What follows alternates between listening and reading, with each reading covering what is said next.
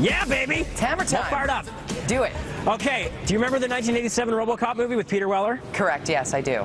Loved it. All right, well, they decided to remake it, and they dispensed with all the gory satirical violence that they brought us in the first one. And the reboot stars Joel Kinnaman. You may remember him from the short-lived The Killing television show. Have a look. These two officers are completely unaware of the monster in their midst. And then, in 60 seconds, Detective Murphy brings him down. You have the right to an attorney. If you cannot afford an attorney, one will be provided for you. This, my friends, is the future of American justice. There you have it, Samuel L. Jackson. He plays sort of like a Bill O'Reilly type character, a newscaster in this one, as we talked to him earlier in the week. The problem with this movie, there's a lot of them. One of them being that it's a little too safe and a little too friendly. If you're going to do a Robocop reboot, you have to go R-rated. You have to go hard and gritty and edgy. That's what was so good about the first one. The other problem, too, is Peter Weller was so iconic in that first Robocop role. Joel Kinnaman, I really enjoy him as an actor, but when he's a detective and a cop before he gets into the suit, he's essentially already kind of a robot character, so there's not a lot of a character arc there. And they also went for more of a family-friendly story in this one. That being said, though, it does have some decent performances, namely from Gary Oldman and Michael Keaton, but it really drags in the middle, and it's crowded with a lot of CGI, where the first one, again, I hate to go back to it, but you have to compare it to the original. The first one relied on a lot of practical effects. So this one, it wasn't terrible, but I don't think it needed to be remade, so I'm going to have to go with a disappointing 2 out of 5 for Robocop.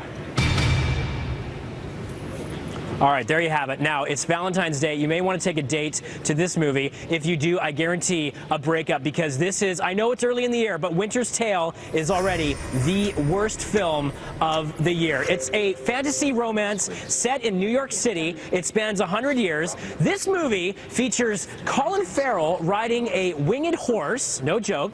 Russell Crowe kills a man and then finger paints with his blood.